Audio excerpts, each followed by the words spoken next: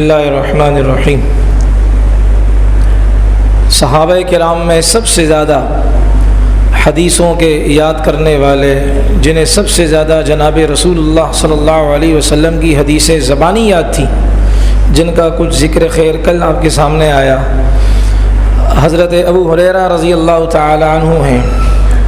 اور انہوں نے اسلام تو آخری زمانے میں انہوں نے قبول کیا۔ آپ علیہ الصلوۃ والسلام کی زندگی کا مطلب 3 سے 4 سال آپ علیہ السلام اس کے بعد یعنی کہ دنیا سے پردہ فرما گئے تھے، 3 سال یا 4 سال رہے تھے، لیکن نبی علیہ السلام کی صحبت اتنی اٹھائی تھی کہ صبح شام اللہ کے رسول علیہ السلام کی صحبت میں، یعنی آپ علیہ السلام کے ساتھ رہتے تھے، اللہ کے نبی علیہ السلام کی ہر بات کو نوٹ کرتے تھے۔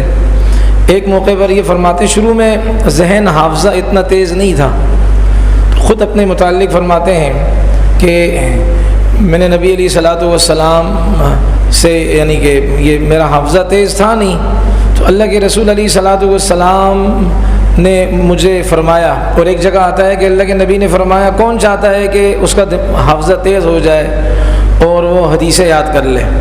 تو میں نے ہاتھ اٹھایا، میں نے کہا میں، تو پھر نبی علیہ السلام نے چادر رکھی میرے سامنے اور کچھ پڑھا، اور اس کو پڑھ کر فرمایا اس کو سینے کے ساتھ لگا لو۔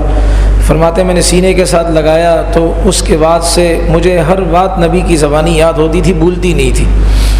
اور ایک جگہ یہ بھی آتے ہیں کہ 2 صحابہ دعا کر رہے تھے، ایک زید بن ثابت تھے اور ایک اور صحابی ہیں، یہ دعا کر رہے تھے کہ چلو بھائی، مسجد نبی میں بیٹھے ہوئے تھے، دعا کر رہے تھے کہ چلو دعا کرتے ہیں، ایک دعا کرے دوسرا آپ کی دعا پر آمین کہے گا، پھر میں دعا کروں گا آپ میری دعا پر آمین کہنا، یوں باری باری۔ اب وہ دعا کر رہے ہیں تو اسی دوران نبی علیہ الصلوۃ والسلام بھی آئے، اور آپ علیہ السلام نے بھی ان کی دعا پر آمین کہا کہ میرے صحابی جو مانگ رہے ہیں اللہ ان کو دے دے، میں آمین کہہ رہا ہوں۔ تو حضرت ابو ہریرہ رضی اللہ عنہ بھی تھے، ان کی باری وہ آ گئے تو انہوں نے بھی دعا مانگی کہ اے اللہ، یہ جو نبی علیہ السلام کی 2 صحابی ہیں نا، انہوں نے جو دعا مانگی ہے میں وہ دعا بھی مانگتا ہوں، اور اس کے علاوہ ایک اور دعا مانگتا ہوں کہ اے اللہ مجھے ایسا علم دے کہ پھر اس کے بعد میں بھول نہ پاؤں، مجھے زبانی یاد ہو، ایسا دے۔ تو رسول پاک علیہ السلام نے ان کی دعا پر آمین کہی، اور پھر ان دونوں حضرات میں سے کسی نے کہا کہ اللہ کے رسول ہمارے لیے بھی کر دیں۔ نبی علیہ السلام نے فرمایا بھائی یہ باری لے گئے، انہوں نے پہلے درخواست کی تھی تو اب ان کی باری آئی، یہ اپنی باری لے گئے۔ تو رسول اللہ صلی اللہ علیہ وسلم نے ان کے لیے چادر رکھی تھی، کچھ پڑھا، اور پڑھ کر پھر نبی علیہ السلام نے ایسا لگ رہا تھا کہ گویا کہ کوئی چیز اس میں منتقل فرمائی، اور پھر نبی علیہ السلام نے فرمایا کہ اس چادر کو لے لیں اور اپنے دل کے ساتھ لگا لیں۔ تو جب انہوں نے اپنے دل کے ساتھ لگایا، سینے کے ساتھ لگایا، تو وہ جو نبی علیہ السلام کے انوارات تھے نا، گویا کہ ایک ایسی چیز کہ جسے میں آپ تو نہیں دیکھ سکتے تھے لیکن اللہ کے نبی دیکھ پا رہے تھے، وہ چیز ان کے دل کے اندر اللہ نے منتقل فرما دی، اور پھر اس کے بعد کبھی بھولتے نہیں تھے۔ ان کے بارے میں یہ بھی آتا ہے کہ یہ خود فرماتے ہیں کہ 3 چیزیں ایسی ہیں کہ جو کفر کا ذریعہ ہیں، یعنی 3 باتیں ایسی ہیں کہ جو کفر کا ذریعہ ہیں، کفر تک انسان کو پہنچاتی ہیں۔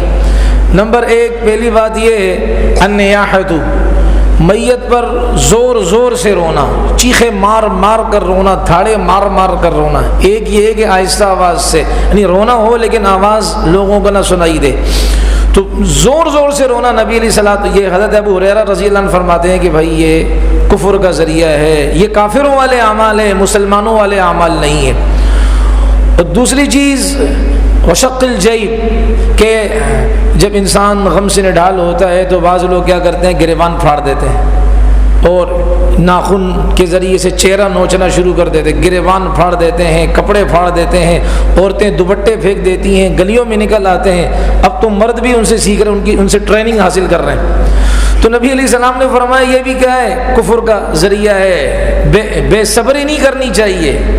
انسان روئے، صدمہ آتا ہے، لیکن کیا ہے اس کے شریعت کے حدود کے اندر۔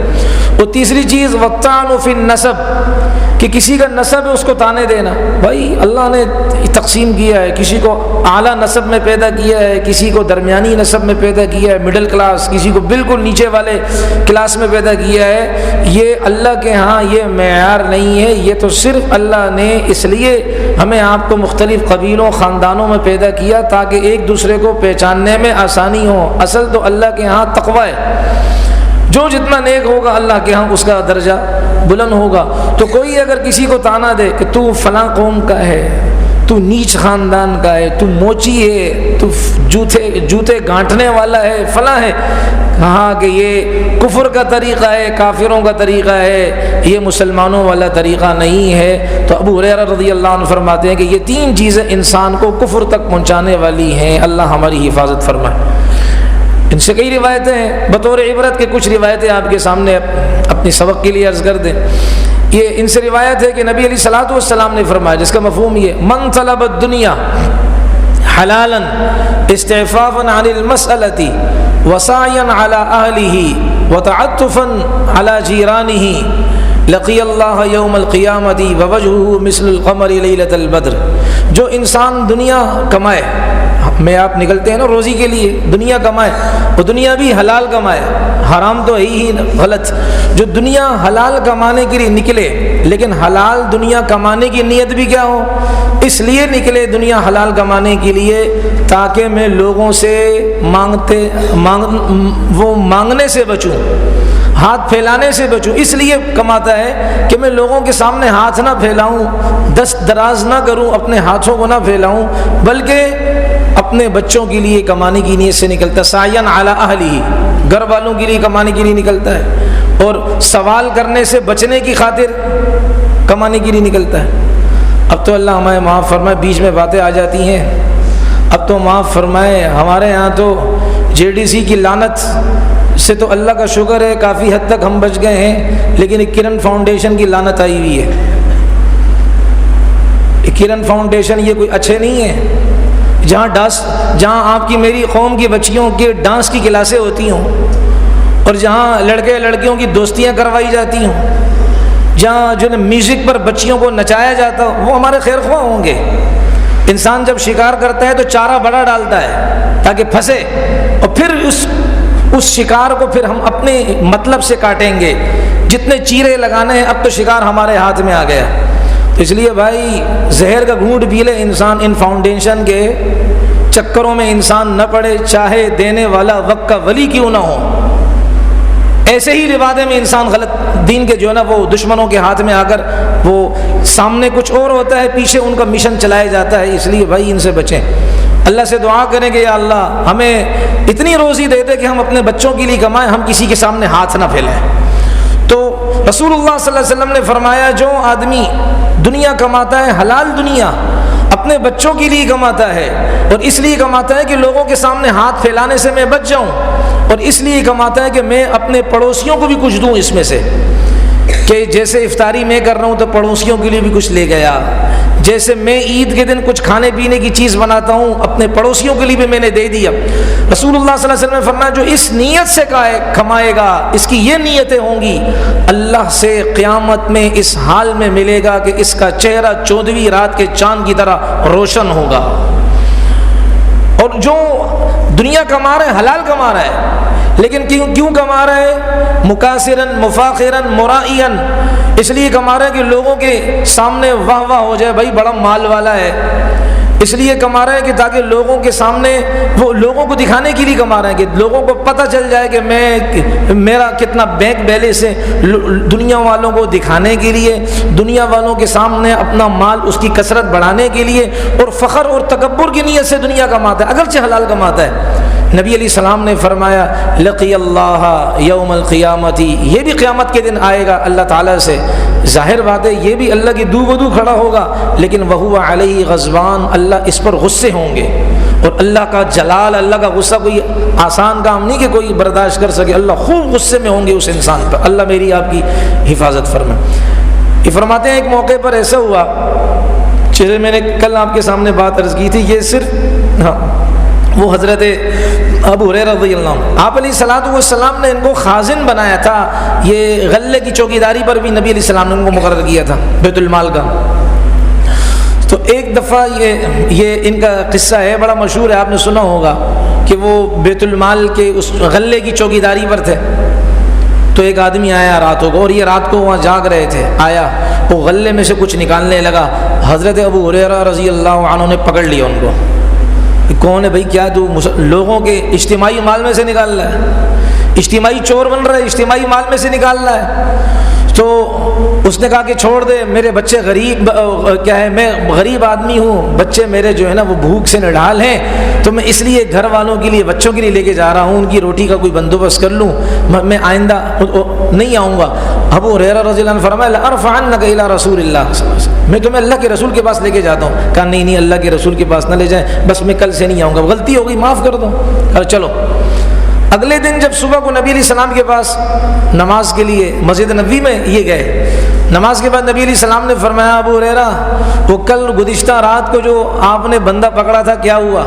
اللہ کے نبی علیہ السلام کو وحی آ گئی تھی، دونوں نے سارا ماجرا سنا دیا کہ اس نے معافیہ تلافیاں کی کہ میں آئندہ نہیں آؤں گا۔ نبی علیہ السلام نے فرمایا یہ آئے گا۔ اب ابو ہریرہ رضی اللہ عنہ فرمایا کہ اللہ کے نبی علیہ السلام نے جب فرما دیا یہ آئے گا تو آئے گا، مجھے اللہ کے نبی کی بات پر اعتماد ہے۔ اور پھر یہ رات کو بیٹھے کہ میں لأرصدنہ، میں اس کو جو تاک میں رکھوں گا۔ دیکھا تو وہی ہوا، وہ آیا دوبارہ، وہی آدمی آیا غلے سے نکال رہا ہے مال، پھر پکڑا اس کو۔ انہوں نے کہا جی عیال میرے بڑے نادار ہیں، حاجتیں ہیں، پریشانیاں ہیں، یہ ہیں وہ ہیں، تو آئندہ نہیں کروں گا۔ ابو ہریرہ رضی اللہ عنہ فرمایا چلو یار چھوڑ دو اس کو۔ پھر نبی علیہ السلام نے اگلے دن فرمایا ہاں بھائی کیا حال ہے، وہ کیا ہوا رات کو وہ اسی چور کا؟ کہا اللہ کے رسول وہ تو بڑی منتیں کر رہا تھا۔ نبی علیہ السلام نے فرمایا پھر آئے گا۔ اب جو وہ تیسری دفعہ آیا تھا ابو ہریرہ نے فرمایا بس کر بھائی، اب پکڑا اس کو، کہا چل میں تمہیں اب تو نہیں چھوڑوں گا تجھے، بڑی منت ہے کہ نہیں ابھی تو ایک دفعہ غلطی ہوتی ہے، دو دفعہ غلطی ہوتی ہے، یہ تو نہیں کہ ہر دفعہ غلطی ہوتی ہے۔ اس نے کہا میں آپ کو ایک وظیفہ بتاتا ہوں، آپ کا مال کوئی غائب نہیں کر سکے گا، بس مجھے چھوڑ دو، مجھے نبی علیہ السلام کے پاس نہ لے کے جاؤ۔ کہا کیا؟ کہا کہ وہ یہ ہے کہ آیت الکرسی جو آدمی رات کو سوتے وقت پڑھتا ہے، صبح تک اللہ کی طرف سے نگران اور نگہبان، محافظ، چوکیدار، باڈی گارڈ اس کے لیے اللہ صبح تک مقرر کر دیتا ہے، وہ پہرے داری کا نظام چلاتا ہے۔ تو لہذا آپ جب یہاں ہوتے ہو آپ ایک دفعہ آیت الکرسی پڑھ لیا کریں، اللہ لا الہ الا هو الحی القیوم، یہ آیت الکرسی یہ پڑھ لیا کریں، چوکیداری آپ کی ہو جائے گی، حفاظت آپ کی ہوگی۔ کہا جو ٹھیک ہے۔ اب وہ چلا گیا۔ نبی علیہ السلام نے پوچھا کیا ہوا؟ کہ اللہ کے رسول آیا تھا اور اس نے یہ کہا۔ تو نبی علیہ السلام نے فرمایا جھوٹے نے سچی بات کہی ہے تو وہ پرلے درجے کا جھوٹا، لیکن بات سچی کر گیا۔ اور ابو ہریرہ تمہیں پتہ ہے وہ کون تھا؟ کہ جی اللہ کے رسول میرے علم میں تو نہیں ہے، وہ شیطان تھا۔ تو ہے جھوٹا، شیطان سچ نہیں بولتا، پکا جھوٹا ہے، لیکن یہ بات جو کر گئے پتے کی بات کر گئے، ایک بات صحیح کر گیا ہے وہ، لیکن ہے جھوٹا۔ تو اس لیے یہ آیت الکرسی کی فضیلت یہ ہے کہ انسان جب رات کو سوتے وقت پڑھے تو صبح تک اللہ کی طرف سے فرشتہ مقرر ہوتا ہے جو اس کی حفاظت کرتا ہے۔ یہ فرماتے ہیں کہ نبی علیہ السلام نے ایک موقع پر فرمایا من یاخذنی ہؤلاء الکلمات، اس کا مفہوم یہ کہ کون مجھ سے یہ کلمات لے گا؟ 5 کلمات تھے، 5 باتیں کون لے گا؟ یا یہ ہے کہ کون اس بندے کو یہ 5 کلمات سکھائے گا کہ جو اس پر عمل کرنے کی نیت کرتا ہے، تو کون ان کلمات کو سیکھ کر، ان باتوں کو سیکھ کر اس کو سکھائے گا؟ سیدنا ابو ہریرہ نے عرض کیا اللہ کے رسول میں سکھاؤں گا۔ تو نبی علیہ الصلوۃ والسلام نے پھر ان کو وہ 5 باتیں ارشاد فرمائیں۔ ایک تو رسول اللہ صلی اللہ علیہ وسلم نے فرمائی اتق المحارم تکن اعبد الناس، لوگوں کو یہ سکھائیں حرام سے بچیں، سب سے بڑے عبادت گزار ہو جائیں گے، سب سے بڑے عبادت گزار ہو جائیں گے۔ اکثر یہ بات چلائی جاتی ہے کہ صرف مکمل دیندار ہونا نماز پڑھنا نہیں ہے، صرف مکمل دیندار ہونا روزہ رکھنا نہیں ہے، مکمل دیندار اللہ رسول کی ساری باتوں پر عمل کرنا ہے۔ نماز تو پڑھ رہا ہو لیکن سودی کام چلاتا ہو، نماز پڑھتا ہو لیکن پرائز بانڈ کا کام کرتا ہو، جوا وہ کھیلتا ہو، نہیں بھائی یہ تقوی والا نہیں ہے۔ رسول اللہ نے فرمایا کہ تم حرام کاموں سے بچ جاؤ، سب سے بڑے عبادت گزار ہو جاؤ گے۔ وَارْضَ بِمَا قَسَمَ اللَّهُ لَكَ تَكُنْ أَغْنَى النَّاسِ، تم اللہ کی تقسیم پر راضی ہو جاؤ گے، اللہ نے جس حال میں رکھا ہے اللہ آپ کا لاکھ لاکھ شکر ہے۔ جب تم اللہ کی تقسیم پر راضی ہوگے تم سب سے بڑے مالدار بن جاؤ گے۔ وہ ایک بزرگ نے کسی کو کہا نا کہ بھئی دیکھو اللہ کی ہر بات پر راضی رہا کرو، اور میں اللہ تعالیٰ کی ہر بات پر راضی رہتا ہوں، یہاں تک کہ اگر سڑی ہوئی سبزی بھی تمہارے پاس آ جائے یا میرے پاس آ جائے، سڑا ہوا ٹماٹر بھی اگر میرے پاس آ جائے میں اس پر بھی راضی رہتا ہوں، اس لیے کہ جب آسمانوں پہ رزق تقسیم ہو رہا تھا تو یہ جب کہا گیا جا رہا ہوگا کہ یہ سڑا ہوا ٹماٹر فلاں کے لیے ہے، تو آسمانوں پر تمہارا نام تو لیا جا رہا ہوگا نا، تو یہ کتنی بڑی سعادت کی بات ہے۔ اس لیے بھائی جتنا جو بھی ہو روکھی سوکھی انسان کھا لے، اللہ کا شکر ادا کرے کہ اللہ جب یہ روٹی تقسیم کر رہے تھے تو اللہ نے عرشوں پر میرا نام لیا۔ تو فرمایا وَرْضَ بِمَا قَسَمَ اللَّهُ لَكَ تَكُنْ أَغْنَى النَّاسِ، اللہ کی تقسیم پر راضی ہو جا، سب سے بڑے مالدار بن جاؤ گے۔ اللہ تعالیٰ مجھے بھی توفیق، ہم سب کو توفیق عطا فرمائے۔ اور پھر تیسری چیز فرمائی نبی علیہ السلام نے کہ اپنے پڑوسی کے ساتھ وَأَحْسِنْ إِلَى جَارِكَ تَكُنْ مُؤْمِنًا، اپنے پڑوسی کے ساتھ اچھا سلوک کرو، تم کامل ایمان والے بنو گے۔ وَأَحِبَّ لِلنَّاسِ مَا تُحِبُّ لِنَفْسِكَ، جو اپنے لیے پسند کرتے ہو اپنے بھائی کے لیے بھی وہی پسند کرو۔ تَكُنْ مُسْلِمًا، کامل اسلام والے بنو گے۔ وَلَا تُكْثِرِ الضِّحْكَ، کثرت سے زیادہ نہیں ہنسا کرو، موقع محل سے تو ہنسنا چاہیے۔ آپ علیہ السلام ہنستے تھے، آپ علیہ السلام مزاح کیا کرتے تھے، لیکن ہر وقت ہنسنا نبی علیہ السلام نے اس سے منع فرمایا۔ وہ فرمایا فَإِنَّ كَثْرَةَ الضِّحْكِ تُمِيتُ الْقَلْبَ، زیادہ ہنسنا انسان کے دل کو مردہ کر دیتا ہے، انسان کا دل اس سے مر جاتا ہے، یعنی اسے پھر عبادات کے اندر لذت نہیں آتی ہے، مزہ نہیں آتا۔ تو یہ نبی علیہ السلام نے فرمایا یہ 5 باتیں ہیں کہ آپ مجھ سے سیکھ لیں اور آگے لوگوں تک اس کو بتائیں۔ عجیب بات یہ ہے، ابن سیرین رحمۃ اللہ علیہ یہ بڑے اس امت کے اندر صحابہ کرام کے بعد ابو بکر صدیق رضی اللہ عنہ صحابہ کی جماعت میں سب سے زیادہ خواب کے بتانے میں ماہر تھے۔ پھر ابن سیرین رحمۃ اللہ علیہ تابعین میں آئے، وہ بڑے ماہر تھے۔ تو ابن سیرین کی بیٹی تھی ابو ہریرہ رضی اللہ عنہ، چھوٹی سی بچی تھی وہ اس وقت، دیکھا کہ انہوں نے سونا پہنا ہوا ہے، تو ابو ہریرہ رضی اللہ عنہ نے اس بچی سے کہا کہ اس سونے کو اتار دو، اس لیے لا تلبس الذهب فإني أخشى عليك اللهب، کہ تم سونا اتار دو، میں تم میں ڈر رہا ہوں کہ دوزخ کی آگ تمہیں لپیٹ میں نہ لے لیں۔ اب سوال ہوتا ہے کہ سونا تو مردوں کے لیے حرام ہے، عورتوں کے لیے تو جائز ہے، تو آگے اس پر تشریح کی علماء نے۔ مطلب یہ ہے کہ سونے کی محبت میں اتنی زیادہ مگن مت ہونا، اتنی زیادہ سونے کی محبت میں غرق نہ ہونا کہ اللہ تعالیٰ کے احکام سے غافل ہو جاؤ اور تکبر کرنے لگو۔ لوگوں کو سونا دکھایا جا رہا ہے اور وہ بالیاں دکھائی جا رہی ہیں، چوڑیاں سونے کی دکھائی جا رہی ہیں، تو بطور فخر کے یہ کام کیا اگر جائے تو یہ دوزخ کا انگارہ ہے، دوزخ کی آگ کو اپنے جسم پر لگانا ہے۔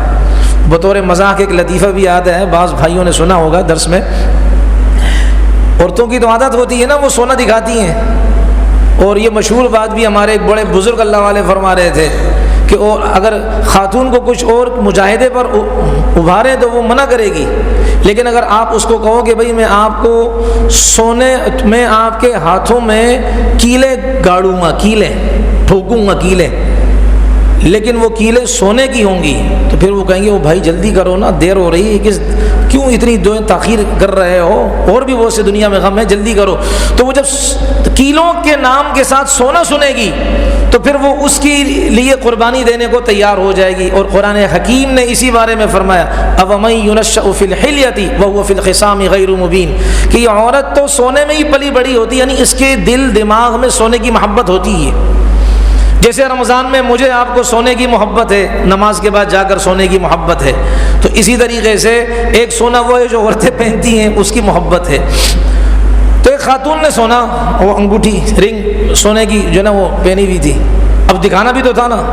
ہمارے یہاں تو یہ مصیبت ہے نا، اگر 1 مہینہ پہلے شادی ہوئی ہے، اس میں جو جوڑا لیا ہے، 1 مہینے بعد پھر دوبارہ شادی اور خامن کو مجبور کرے گی نہیں مجھے جوڑا چاہیے نیا۔ وہ اللہ کی بندی، ایک دفعہ تو پچھلی شادی میں پہنا تھا، 1 مہینہ گزرا ہے، کہا نہیں میں جاؤں گی، عورتیں کیا کہیں گے، ہاں پرانا جوڑا پہن کر آئی ہے، غریب کی بچی، غریب کی بیوی، اس لیے بھائی نہیں مجھے تو نیا جوڑا چاہیے۔ یہ دماغ میں بیٹھی ہوئی بات سب نہیں۔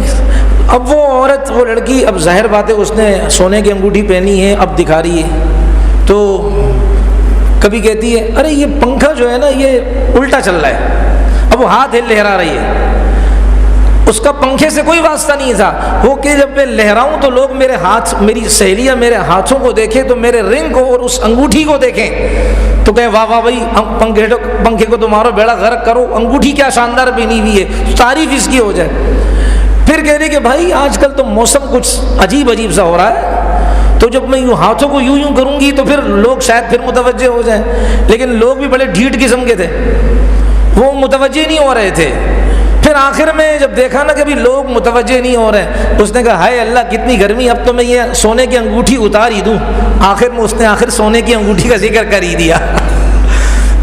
تو یہ ہوتا ہے. تو ابن سیرین رحمۃ اللہ علیہ کی بیٹی کو ابو ہریرہ رضی اللہ عنہ نے فرمایا کہ اے بیٹا آپ سونا نہ پہنو, ایسا نہ ہو کہ آپ کے جسم پر دوزخ کی آگ کی لپٹیں نہ آ جائیں. اس لیے یعنی یہ تربیت تھی کہ سونے کی محبت اتنا نہ رکھنا کہ اللہ کے فرائض سے آپ غافل ہو جائیں, غفلت کا شکار ہو جائیں.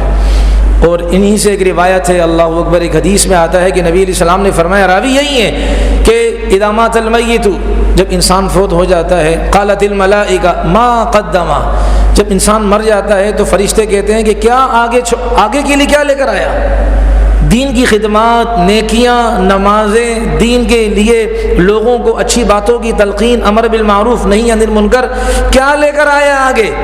وقال بنو آدم, اور اس کے بچے کیا کہتے ہیں, ما خلفا, ہمارے باپ نے چھوڑا کیا ہے.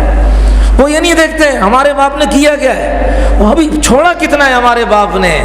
اور بعض تو ایسے بدنصیب ہیں, کنٹرول کرتے ہوئے اپنی زبان کو, آج بعض اتنے بدنصیب ہیں کہ وہ اگر ان کے والد نے کچھ بھی نہیں چھوڑا, کہتے دفع ہو گیا, ہمارے لیے تو کچھ چھوڑ کر نہیں گیا, ہماری زندگی تباہ کر دی ہے.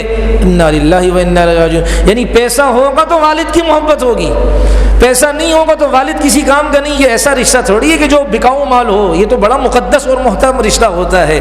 تو یہ فرماتے کہ نبی علیہ السلام نے فرمایا جب انسان کا انتقال ہوتا ہے نا تو فرشتے کہتے ما قدما, آگے کیا لے کر آیا ہے, کتنا اس کے پاس آگے کے لیے بیلنس. اور اس کے بچے کیا کہتے ہیں, ما خلف, پیچھے کیا چھوڑا ہے, ہمارے لیے کیا چھوڑا ہے. کہتے ہیں ایک غزوہ تھا, اب لوگوں نے نبی علیہ السلام سے عرض کیا کہ اللہ کے رسول صلی اللہ علیہ وسلم کھانے پینے کی چیزیں ختم ہو گئی ہیں, تو آپ یعنی کہ کچھ ترتیب بنائیں. نبی علیہ السلام نے حضرت ابو ہریرہ رضی اللہ عنہ سے فرمایا, اے ابو ہریرہ کچھ ہے آپ کے پاس. تو انہوں نے عرض کیا اللہ کے رسول میرے پاس تھیلے میں تھوڑی سی کھجوریں ہیں. نبی علیہ السلام نے فرمایا نکالو اپنے کیس, اپنے جو ہے نا تھیلے سے نکالو اس کو, مزود بھی کہتے ہیں اس کو, نکالو اس کو. اور دسترخوان بچھایا اور کھجوریں اس پر رکھی. تو نبی علیہ السلام نے تقریباً ایک روایت میں آتا 11 کھجوریں لیں مٹھی میں لے کر, پھر آپ علیہ السلام ایک ایک کر کے رکھتے گئے, بسم اللہ الرحمن الرحیم, بسم اللہ الرحمن الرحیم, یوں 11 دانے ایک روایت میں. اور دوسری میں آتا ہے کہ بس آپ علیہ السلام نے پڑھ کر رکھ دی. پھر رسول اللہ صلی اللہ علیہ وسلم, اور ظاہر بات ہے لشکر جو ہوتا ہے تو لشکر کے اندر مختلف گروپ ہوتے ہیں. جیسے آپ میں دیکھیں کہ جب ہمارا اجتماع ہوتا ہے, تبلیغی اجتماع ہوتا ہے, تو 300-400 کا مجمع ہوتا ہے, بڑھ بھی جاتا ہے. پھر کیا ہے چند لوگوں پر ایک امیر مقرر کیا جاتا ہے, اس لیے کہ ایک آدمی 400 کو نہیں کر سکتا, سنبھال سکتا, بڑا مسئلہ ہوتا ہے. تو کچھ ساتھیوں پر ایک ہی ذمہ دار کو بنایا جاتا ہے, اور عقل مندی بھی یہی ہے. تو اس نبی علیہ السلام نے فرمایا بھائی اب ہر جماعت کے ذمہ دار کو بلاؤ اس کی جماعت سمیت. یعنی مثال کے طور پر یاسین کی ایک جماعت ہے, تو یہ تو ویسے ہی ایک لمبا تڑنگا ہے, تو بھائی یاسین کھڑا ہو جا, چلو بھائی اپنے ساتھیوں کو لے کر آؤ. نبی علیہ الصلوۃ والسلام مثال کے طور پر اس کو بلایا گیا. اب وہ جی چلو بھائی تمہاری جماعت کھانا شروع کر دیں. دوسری جماعت اپنے اپنے کاموں میں لگے, انہوں نے کھجوریں کھائی, دے مار, کھاتے رہے, سیر ہو گئے, چل بھائی نکل. دوسری جماعت آ جائے, کھائے نکلے. تیسری جماعت آ جائے, پوری جماعت نے یعنی وہ لشکر میں جتنے افراد تھے سب نے کھانا کھا لیا, کھجوریں سب نے کھا لی, اس لیے کہ وہاں تو زیادہ کھجوریں ہی ہوتی تھی, کھجوریں بچ گئیں. پھر نبی علیہ السلام نے ابو ہریرہ رضی اللہ عنہ فرمایا تم بھی کھاؤ, انہوں نے بھی کھائیں, پھر بھی بچ گئیں. پھر فرمایا اسے اپنے تھیلے میں ڈالو, اور جب بھی ضرورت ہو بس تھیلے میں سے نکال لینا, گننا مت. فرماتے ہیں کہ میں نکالتا تھا جب بھی مجھے ضرورت ہوتی تھی, کھاتا تھا, یہاں تک کہ نبی علیہ السلام دنیا سے چلے گئے, سیدنا ابوبکر صدیق آئے, کھاتا رہا اس سے, جب ضرورت پڑتی وہ تشریف لے گئے دنیا سے, حضرت عمر فاروق آئے, وہ تشریف لے گئے, سیدنا عثمان ابن عفان آئے, خلیفہ ثالث نبی علیہ السلام کے داماد, تو ان کے زمانے تک کھاتا رہا. پتہ نہیں کوئی 50 من یا کتنے کا آتا ہے کہ اتنا ٹوٹل میں نے کیا کہ اتنا کھایا.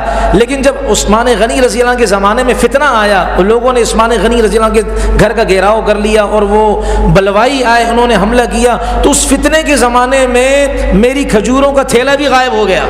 تو مجھ پر 2 غم آئے تھے، ایک غم سیدنا عثمان ابن عفان کی شہادت کا، اور دوسرا غم یہ برکتوں والی کھجوروں کا، اور یہ کھاتا رہا میں اس سے یہاں تک کہ اگر یہ گم نہ ہوتی تو جب تک میری زندگی ہوتی میں کھاتا رہتا، یہ ختم نہ ہوتی، اس لیے کہ پاک نبی علیہ الصلوۃ والسلام کی برکت والی وہ کیا دعائیں تھیں، اور آپ علیہ السلام کے برکت والے ہاتھ ان کو لگے تھے، اس لیے اس کا ختم ہونے کا سلسلہ ہی نہ ہوتا۔ تو یوں یہ اللہ کے نبی علیہ الصلوۃ والسلام کے صحابی تھے۔ ایسے تو کئی قسم کی حدیثیں ہیں۔ اللہ تعالی ہم سب کو رسول اللہ صلی اللہ علیہ وسلم کی صحابہ کی عظمت قدر کرنے کی توفیق عطا فرمائے۔ 5000 سے اوپر حدیثیں ان کو زبانی یاد تھیں۔ اور بات سے بات نکل رہی ہے ایک اور بات، ابو عثمان النہدی رحمۃ اللہ علیہ فرماتے ہیں کہ میں ان کا مہمان بنا، ان کے گھر میں مہمان بنا، تقریباً کوئی 7 دن 6 یا 7 دن مہمان بنا۔ تو میں نے ان کے گھر کی جو روٹین دیکھی وہ یہ تھی کہ ان کی اہلیہ تھی، یہ خود تھے اور ان کا غلام تھا، خادم تھا۔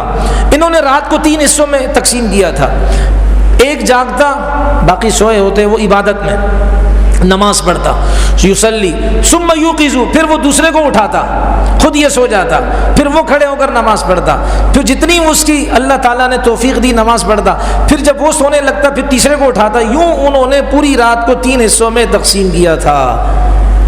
اس لیے وہ آج کل تو ہمارے ہاں بزرگ کون ہیں جو پھونکے مارے اور جو ہے نا وہ یہ پھونکوں والا کام کرے، ہم سمجھتے ہیں یہ دنیا کا سب سے بڑا بزرگ ہے۔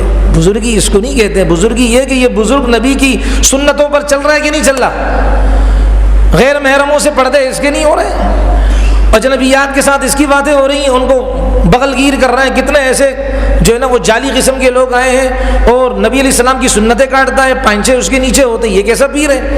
اس لیے ایک اللہ والے کہ غالباً حسن بصری رحمۃ اللہ علیہ تھے، کسی نے کہا کہ میں آپ کی خدمت میں رات کو رکنا چاہتا ہوں۔ جو ٹھیک ہے، چند دن رکے، ایک جگہ آتا 3 دن رکے، پھر انہوں نے کہا بھائی مجھے اجازت دیں۔ وہ جو مہمان بنا تھا نا، گیسٹ مہمان بنا تھا، کہا بھائی مجھے اجازت دیں۔ فرمایا خیریت؟ کہا جی میں تو سمجھا آپ، مجھے کسی نے کہا آپ اللہ والے ہو، تو میں تو آپ کی کرامتیں دیکھنے آیا تھا، اتنے دنوں میں تو مجھے کوئی کرامت ہی نہیں دکھی۔